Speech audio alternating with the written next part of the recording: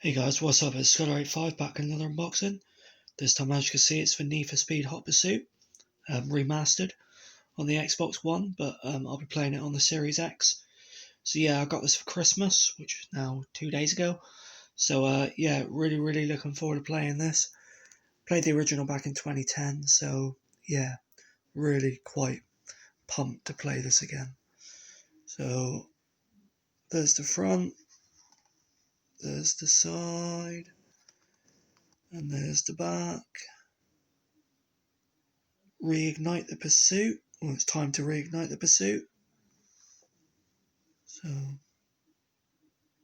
yeah, it is 4K Ultra HD and single player and multiplayer, so that's cool.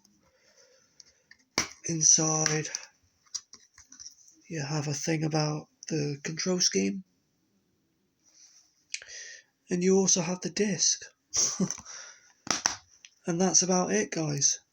So, yeah, that's it for my rather quick unboxing of Need for Speed Hot Pursuit Remastered.